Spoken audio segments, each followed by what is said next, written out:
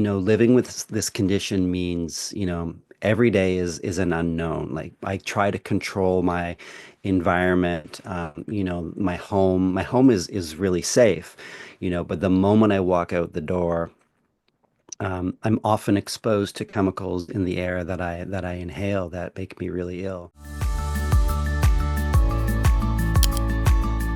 Hello, and welcome back to your Indoor Air podcast brought to you by Change the Air Foundation. My name is Kendra Seymour, and today we're diving into a topic that affects millions of people but is often misunderstood: multiple chemical sensitivity, or MCS for short, and toxicant-induced loss of tolerance, or TILT. Now, for those living with MCS and TILT, everyday environments filled with fragrances and cleaning products and other chemicals most people don't even think twice about can trigger a wide range of symptoms, and many of them can be debilitating. Now, despite its serious impact, MCS and TILT remains widely unrecognized and is difficult to diagnose. To help us better understand this condition, I'm joined by Goodman, who is the founder and host of the Chemical Sensitivity Podcast, which we are going to link to in the show notes. And the aim of his podcast is to amplify the voices of people with multiple chemical sensitivity and research about this illness. Aaron has lived with this condition, also known as chemical intolerance, toxicant-induced loss of tolerance, idiopathic environmental illness, for years. He is a longtime journalist, communication study researcher, educator, and lives in White Rock, British Columbia, Canada. So thank you, Aaron, so much for joining us. Thanks so much for having me, Kendra.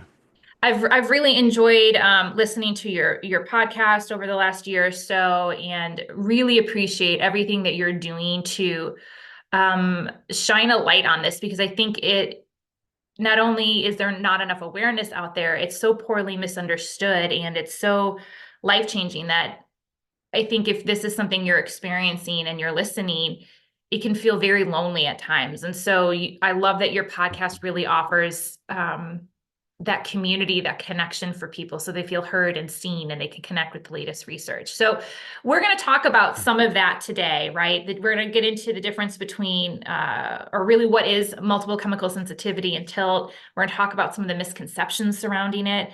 We're going to talk about the challenges in getting diagnosed and some of those strategies that people can do to make life more manageable. So let's kind of orient everyone, though, to the conversation if maybe they're not familiar. So can you give us a brief overview of what is multiple chemical sensitivity and TILT, and why do they develop? What does it look like when it affects people? Yeah, well, thank you again for having me. And I should just preface our conversation by saying that I'm not a scientist. So my background is in journalism, and I still do, and I used to make documentary films, and I started this podcast. We're coming up to 3-year anniversary of the Chemical Sensitivity Podcast. So I think it probably best serve listeners if I point them to research, or when I'm not sure, I'll just say it. So, what is chemical sensitivity? There are researchers, physicians, environmental physicians, environmental researchers in health who could provide a better answer. But what I can say, and I'd be happy to talk about my personal experience.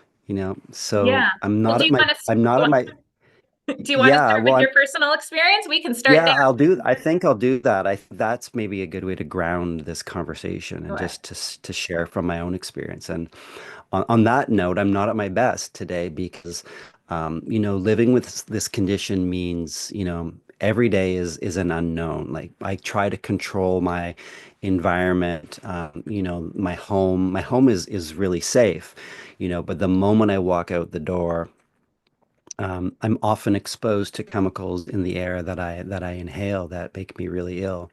And sometimes I bring them into my home by accident. We have my wife and I have 2 young kids, and they come home from school often. And because of the fragrances in the school, the cleaning chemicals, and often it's really one of my major kryptonites. And I know this is the fact for a lot of people is laundry detergent and fabric softeners.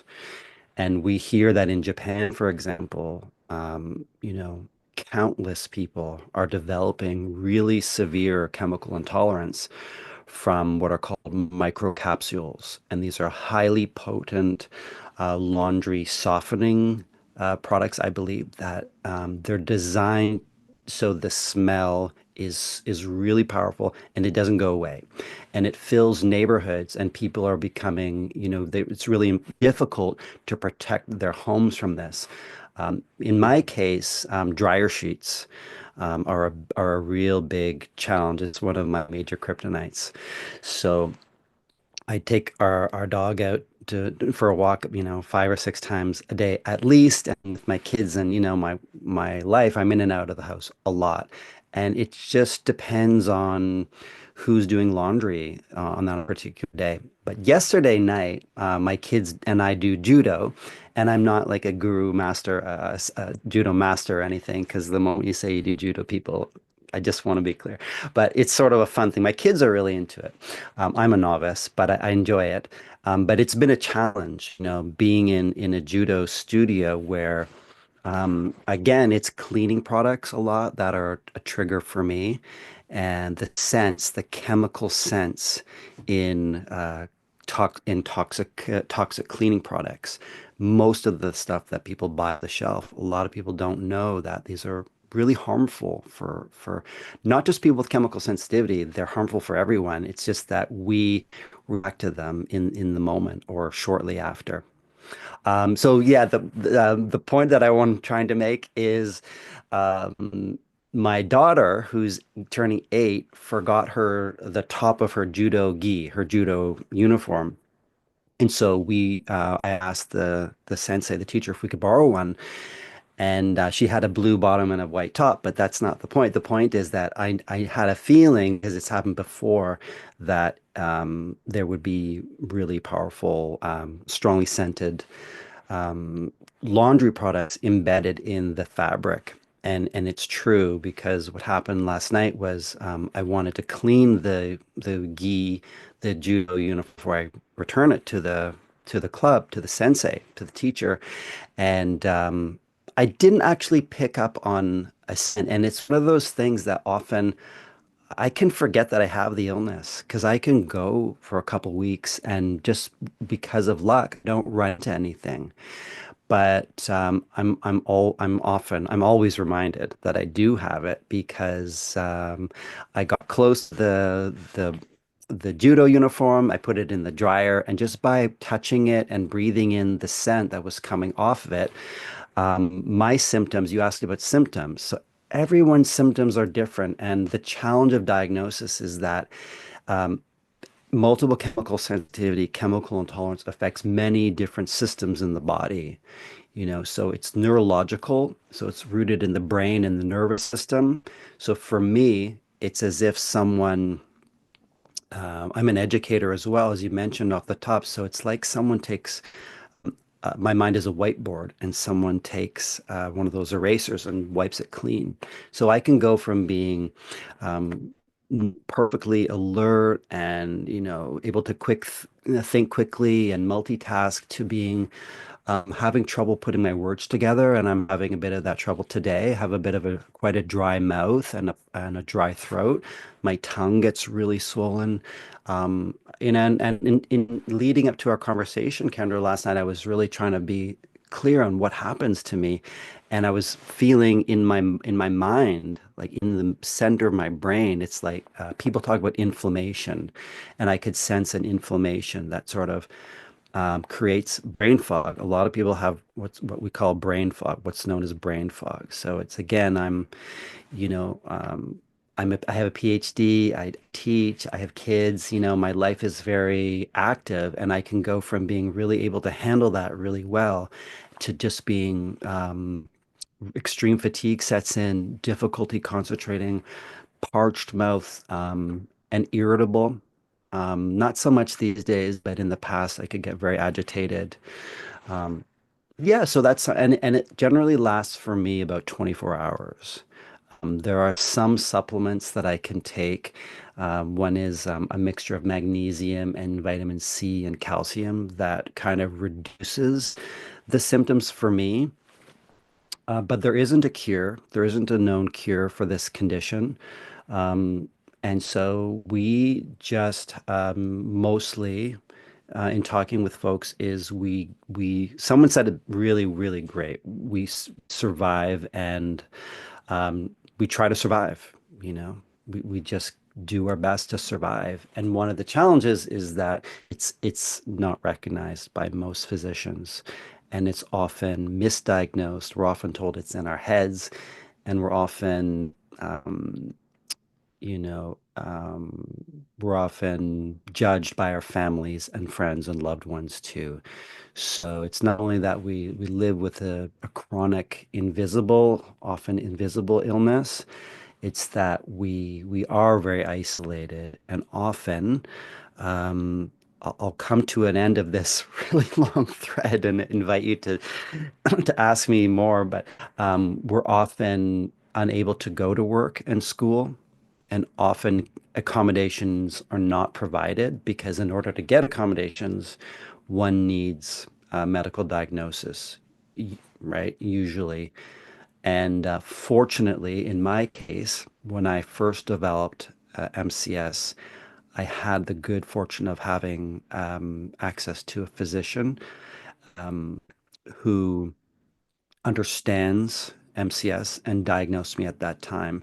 And then I was able to take that diagnosis to other physicians. Some have told me to, frankly, I'm quoting, get out of my office and don't show me that. And others have been more receptive. And I think I'm fortunate where I am now. Although in Canada, there are only two environmental health clinics, and it's very hard to get in. And one in Vancouver doesn't even talk about MCS. So it's virtually impossible. And we know over 50%, I believe, of Canadians can't get access to a doctor. So we rely on medical clinics, walk-in clinics. So to go to a walk-in clinic and ask for a diagnosis, to get medical accommodation, it's really out of reach for most people. And of course, in the States and in other countries, it's prohibitively costly, and the doctors just don't recognize it. Mhm.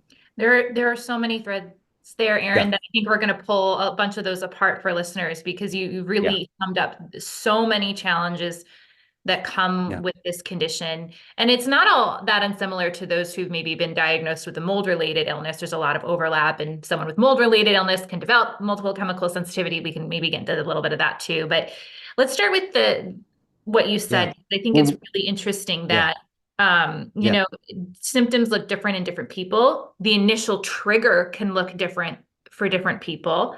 yeah, Do you know what your trigger was? There like a moment for yeah, you where things started to change? yeah. Yeah, I'm really glad you mentioned mold, and I'm sorry for stepping on your toes there. It's just it's a really good prompt because researchers have shown that there are numerous triggers, and one of the theories that makes sense to me is also known as a rain barrel theory, right? And I believe this is the toxicant-induced loss of tolerance, or TILT. And that's really a mouthful, right? But it makes sense, right? What causes this illness to come about? It's either a one-time exposure to chemicals, toxicants, or it's a prolonged series of exposures at smaller levels. And this research is from Dr. Claudia Miller and colleagues in San Antonio, University of Texas. So I'd encourage listeners to look for Claudia Miller's research, which has really been helpful for me and many others in understanding this illness. And Dr. Miller and colleagues talk about a number of subpopulations who have developed this illness after exposures to chemicals, and they include people who were present in New York and survived the events of September 11th. Um, Pilots who are regularly exposed to chemicals in fuel, people with breast implants, people who've been exposed to pesticide. Mold is also another trigger, and there are others. And so, what's helpful about the research is that it clearly shows a correlation between exposure to toxicants and development of this illness. It's not that we just decide one day, oh yeah, I'm not feeling well. It must be, the thing I'm using, the product I'm using to clean my windows. No, it's that prior to that, people with MCS have had a series of exposures to chemicals or one time. So in my case, I believe I also have seen research that points to a genetic factor. So I also believe in my case it was genetic, and a lot of people report that too.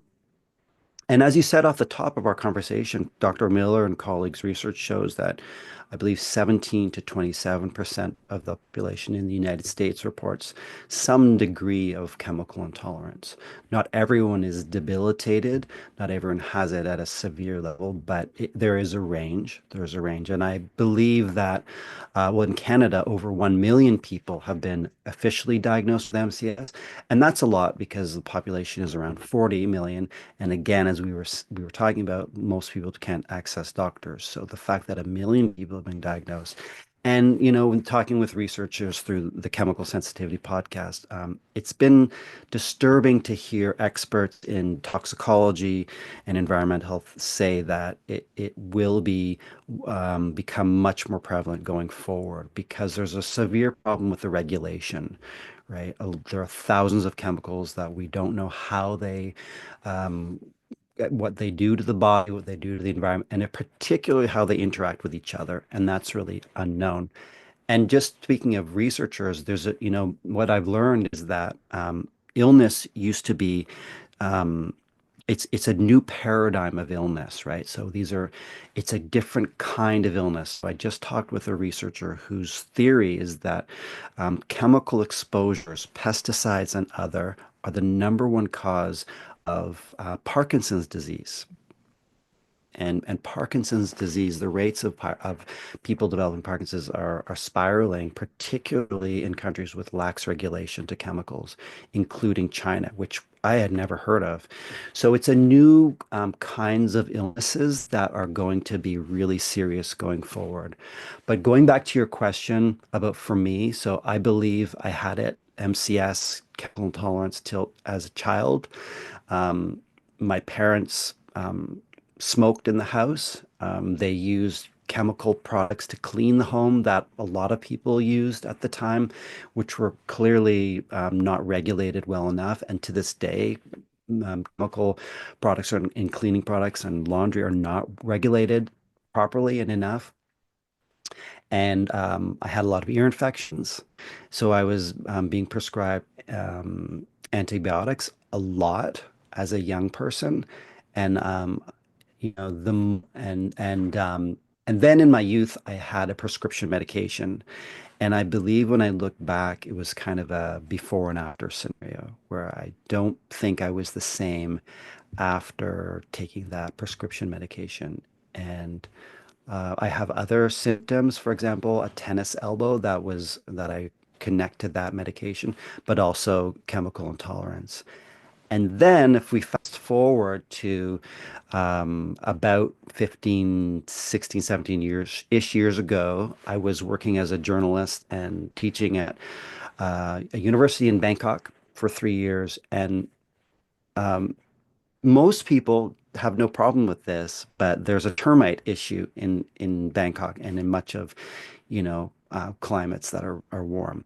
And termites do a lot of damage to buildings. So I think weekly or every other week, a pesticide company would come in and they had big metal containers and they would manually pump a pesticide called cypermethrin into my unit and in the hallways, and there was a swimming pool outside. And um, I was often not home when they were there, and I didn't know because I was renting and it wasn't my country, so I didn't really know what was going on.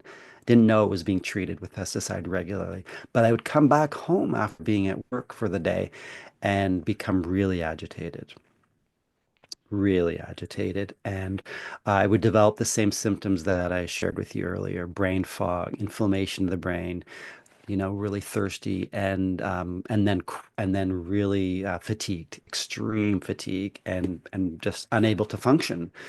And so that was a tipping point. That was really the straw that broke the camel's back. After that point, I couldn't go outside without breathing.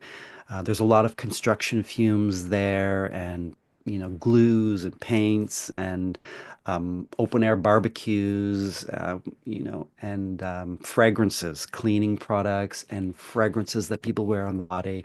When I mention it, I can even recall distinct smell of being in the classroom and students wearing really strong perfume and fragrances that I really made it very difficult to be in the classroom because I was reacting basically all the time. All the time. I had very little reprieve from chemical exposure, so I was ill most of the time. And I had to leave Thailand. I had to come back to Canada to be in a relatively cleaner environment. And over time, I've learned to deal with it. And one of the first things people do is look in their own home. Okay, what can I get rid of? What can I use? What can I stop using to make sure that my home is safe and I'm not contaminating my own environment and making myself ill. And then I think just being in my own home over time has allowed me to have less and less exposures. So I'm not chronically ill, but I'm still really, really sensitive when I go out Yeah. and when things come into the home, like the judo uniform. Yeah. I think you bring up so many important points, and I'll just speak to a Yeah, couple of them before we move on. But there's only so much you can control, like in your home. And then when you go out into the real world, most of us have the luxury. We don't have to think about walking into the grocery store and the chemicals that were used to clean the floor, the person walking by with laundry detergent or perfume. And if we focus in just on the home piece, the average person spends more than 90% of their time indoors. Most of that is at your home, but it's other places like schools and work too. And we're not thinking about the home chemistry side of things. So I know when I reached out to you, I said, this year, Change the Air Foundation, we're highlighting kind of the home chemistry side of things, VOCs and other hazardous indoor air pollutants, because in our home, there is so much going on between the glues and adhesives in our flooring and our furniture to what our appliances are putting off to the cleaning chemicals. And, most often we do not understand how all of these chemicals interact with one another, let alone how they interact and affect us individually. And so we have other episodes, depending on when this is released, with like Laura Adler, excuse me, Andy Pace, um, Arnold Mann, and a number of other people who talk about this often overlooked thing because we can't always see it. And oftentimes we can smell it, but not always, right? And to your point, it was funny, you were talking about cleaning, and as a society, some of us, at least in the United States, associate clean with like fresh mountain breeze or like lilacs. Like clean shouldn't have a smell. Like, and I think that's a hard thing for people to understand. They think if that I don't want to name a product, but if I can't have that lemony scent, how do I know it's clean? Well, it's clean when you actually smell nothing. So you'd also mentioned, and I want listeners to know, Dr. Claudia Miller and others who are doing some amazing work. We're going to link to some of her resources. We're going to link to, there's a paper I knew you share by Dr. Masri and Dr. Miller and others about it looked at patterns of exposures in global phenomena. And it talked about things like you mentioned after 9/11. There was the famous EPA carpet case. We talk about that in the episode with Andy Pace, Gulf War syndrome. And I think the reason why these, if you've ever watched the news or read a paper, these make headlines. And I think it's because there's a large number of people and there is a defining incident exposure, and then it makes headlines because it makes people sit up and go, what happened there? And that's not to say, though, this is not happening in individual cases to people like you and others every day, teachers in buildings, workers in certain conditions, really anyone, anywhere, depending on the situation. So we're going to link to some of those resources. But one of the things that I would love and you alluded to some of them, is to talk about some of the misconceptions, because some people will say, and this really breaks my heart. Oh, you're just being difficult because you don't like my perfume. Like, and they kind of think people are exaggerating or overreacting or being like melodramatic. Like, can you talk about some of the misconceptions that are out there yeah, about people experiencing this? Sure. I mean, I think someone said it really well. A listener, someone who listens to the podcast, the chemical sensitivity podcast, you don't get it till you get it. And I think it's true with a lot of things. I mean, I didn't know what arthritis felt like until I got minor arthritis in my knee, right? So I understand that, and I don't expect people to fully understand it. But I think what I've seen is that people are often attached to the scents that they wear. And, you know, in even in my own marriage, it's there been my wife has been so generous and doesn't use any scented products. But there was a time when we first met when she did wear perfume.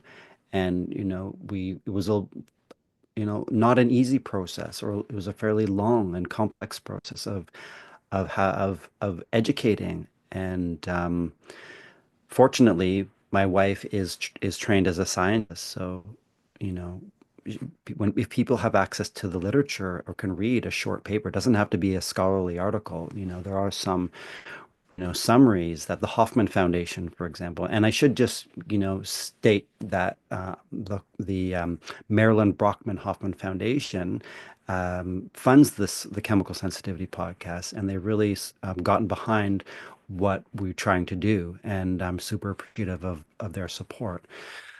And so they publish a lot of material that's really accessible for folks to understand. And so yeah.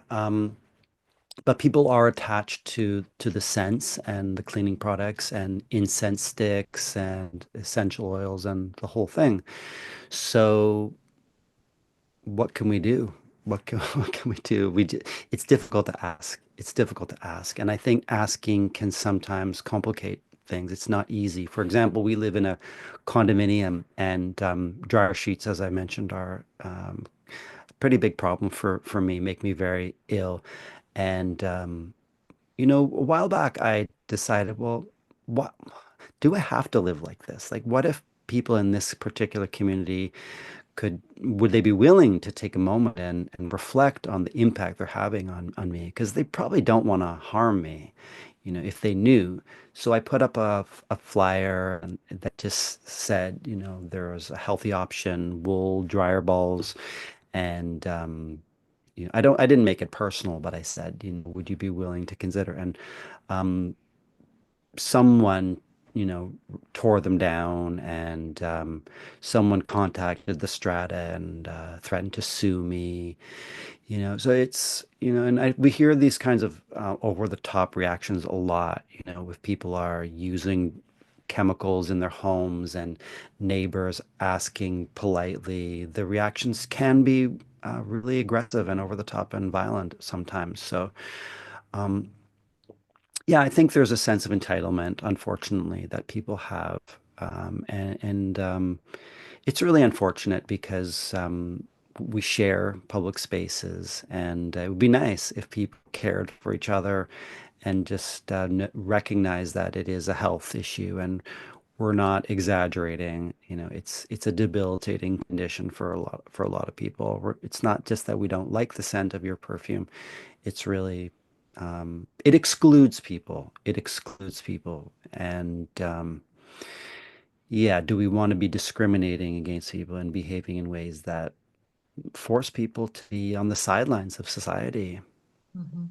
Yeah, I mean, this Mm, isn't just a personal preference thing, and it's much more than even just an allergy. It really has yeah, a physiological effect on the body. And yeah, depending on who you talk to, I know you've talked to people on your podcast, and the symptoms really yeah, vary wildly. I mean, some people even end up resorting to they can't live in a condo or a traditional home or right. community because if Yeah, you think about everywhere you go from the moment you wake up to the moment you put your head on the pillow, out to walk your dog, to get the mail, to get in the car, to drive on the yeah, highway, to go to work, to then stop and pick yourself up lunch, and then you get your kids from school, and then you have to go by the grocery store, and then you have to go to sports practice. Like there are yeah. so many interactions in a day that So for many. them, the life ends up being living in not just isolation from people, but in areas that are more remote, because I've noticed Yeah. that I walk outside my house to walk my dog and I'm like, somebody's Yeah. doing laundry. I can smell it. Don't know who, because the houses are close together, but That's right. it's hard And to, that can fill up an entire block. It can fill yeah. up an entire Yeah. city block.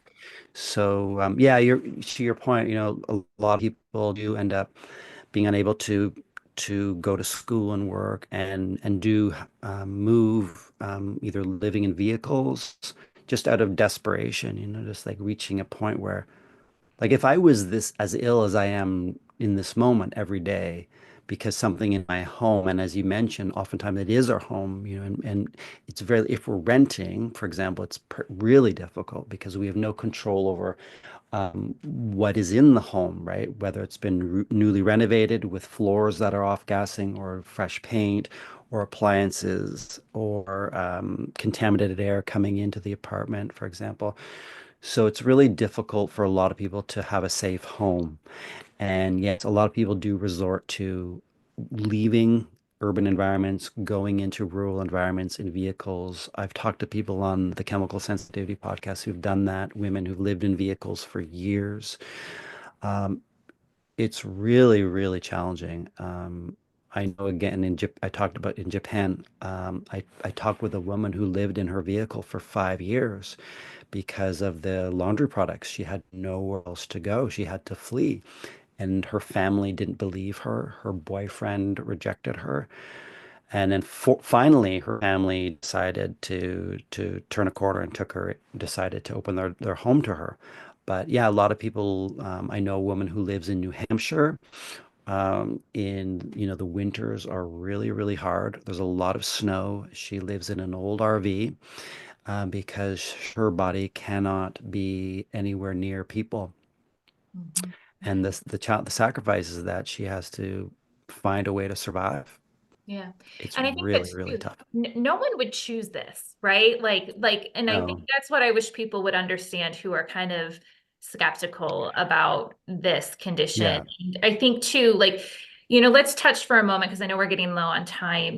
We talked about the varying symptoms, we talked about varying Yeah. triggers. And then your initial trigger, you may then react to other things beyond what initially triggered That's the it. symptom. So while we're not going to, you're Mhm. not a doctor, and we're going to have an episode with Yeah. Dr. Nasri and Dr. Dempsey on diagnosing and Great. stuff like that for people to listen to. So head on over to Yeah. changetheairfoundation.org, sign up for our newsletter so you can get notified when those are out. But can you talk to us Mhm. just briefly what you've seen, like the challenges Mhm. with getting Mhm. diagnosed, like are the criteria and things like that? Can you just highlight that for us? Yeah. I mean, one of the positives is that Dr. Miller and colleagues have created a questionnaire that people can bring, and it's called Queasy, and it's available on the Hoffman website. And if you just look for self-diagnosis test for MCS, you can find it. And it's something you can do on your own and then take to a physician, and they may or may not be open to it.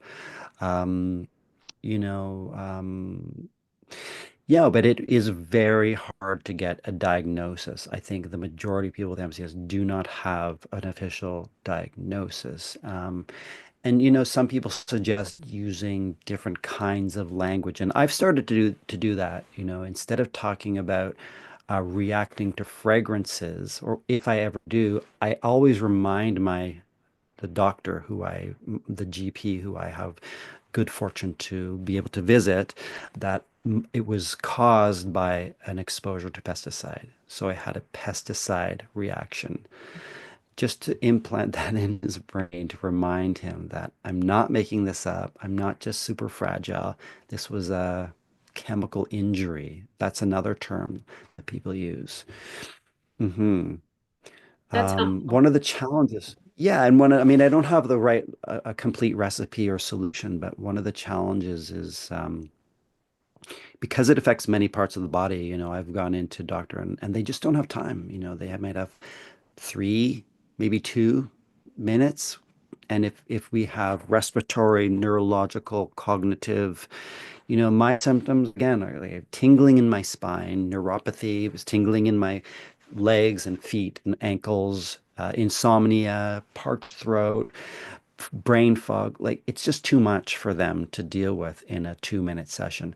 Yeah, So let me they're jump in there responsible. because they're going to be like, Yeah, oh, we're going to send you to a neurologist, then we're going to send you to someone for your, GI issues, then we're going to send you to someone yeah, for your skin issues, then we're like, and no one's right. connecting the dots that this is all connected. That's it. Instead, you're seeing, That's it. 3, 4, 5, 6 different specialists who are That's it. approaching this as a singular focus. Yeah.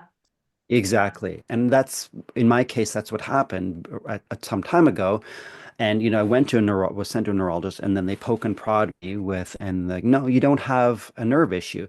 Well, of course, I don't have a neurological issue in that moment because I'm not reacting to a chemical. So I think functional medicine is the kind of medicine that looks at the connections and the root problem, right? As opposed to the Western model of medicine that's most common, where, as you say, we're looking at symptoms. On its own, no, I don't have a dry throat problem or a swollen tongue problem, right? You So don't need it's an it's very ENT, challenging. right? Which, No, which I don't they use would an say, ENT. oh, we'll send you to an ENT. So Yeah. what we're going to do here for listeners is we'll link to the Hoffman Center, the Queasy, so that people can find that easily. You don't have to hunt. But are there like 2 or 3 strategies that have worked really well for you in terms of like how you navigate living with this condition that you can Mm. kind of leave listeners with? Well, one thing is, if I have to go out, and of course, I do go out outside of my home. I carry a mask. I used to wear a really big mask, and fortunately, I found another mask that is more discreet. And COVID helped, although masks, as we know, became really politicized. But it's not 100% protection against chemicals in the environment, scents that in the air, but it helps a little bit if I'm ever stuck in an elevator or if there's dryer sheets while I'm walking around. I can just hold that up to my face. I don't need to wear it all the time. The other thing, survival strategies. Yeah. I think the one of the big things is just sometimes we can. I spoke with a young man named Daniel who he is a he identifies as a universal reactor. Like he's so sensitive to chemicals. He's one of the people who've had to live his vehicle and flee cities. And he says that he can sometimes hardly believe that it's real because it's just like, how could this be real? But it is. It is. So I think it takes a lot of inner strength to say, yeah, I'm really sick right now. I'm really ill. I'm going to give myself however long I need to just move slowly, move slower through the world, do less, and it will pass. And then I will get ill again. I don't know when, but I'll make it through that time, But today I'm not at my best, so I'll survive. Mhm. And then maybe thirdly, um, if I think one of the things, as you mentioned, Kendra, is I had never spoken with someone with MCS. When I first got ill, I found one person in Toronto who has it, and she held my hand and said, it is real. This is what you need to do, and you'll be okay. You'll find a way. So I think connecting with others is really helpful. Fortunately, social media is allows us to do that. There's some excellent Facebook groups where they're moderated really well and they're full of great information. So even if we can't get a diagnosis at a physician, we can we can talk to people who have this illness who can validate it for us. And that's one of the goals of the podcast is to help people connect with each other, to help people tell their stories. Just sharing your story like you've given me an opportunity today is so rewarding, and it's really rare to have someone take interest and be caring. It's surprising, the number of people. Has anyone in my life really stopped and said, what's it like for you? No, no, I don't think it's happened, except, but we get each other. People with this illness, we understand each other and we're there for each other. We are. So that's one of the beautiful things about it. I'm so glad you brought that up because that community is so important. And I'm so grateful that you offer that community through the Chemical Sensitivity Podcast, which we are going to link to in the show notes. So I encourage people to check that out. Because I mean, you've been doing that podcast for years, so there's a lot of great Yeah. material there, everything from doctors and researchers to people living with it, and great Yeah. tips. So I think it's a wonderful resource that you've provided for people, because it is isolating, and whether it's multiple chemical sensitivity or Lyme disease or mold related illness or some other condition that's just poorly understood, know that you're not alone. Give yourself some grace, as you go through this journey, and don't give up hope, because you can get through this, and there are ways that you can, learn to live a new normal and find joy again. And it's so important for people to do that. So we're going to link to your podcast, but are there any other resources you didn't mention that you'd want to point people towards if they're looking into this that you have found helpful? No, I think you've covered it really nicely. So Okay. yeah, thank you. All right. Well, Erin, thank you so much for your time today and for everything that you're doing for the community. I really appreciate it. Thank you so much, Kendra. Thanks for everything. And for everyone listening, if you found this information helpful, if you'd like to learn more, do me a favor, head on over to changetheairfoundation.org and sign up for our newsletter, because it really is the best way to get great information like this directly to your inbox. We'll see you next time. Thanks so much.